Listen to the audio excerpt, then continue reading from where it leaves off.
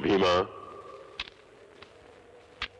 आज हमारे दिल में रहम की मौजें उठ रही हैं। जी चाहता है कि हम किसी के ऊपर मेहरबानी करें। मैं कुछ समझा नहीं।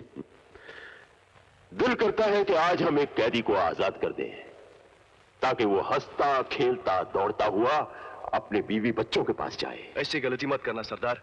ये गलती तो हम जरूर करेंगे भीमा।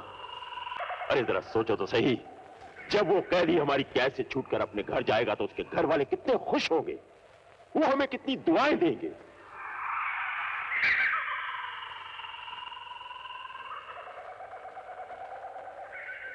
तुम में सबसे बूढ़ा कौन है भाई?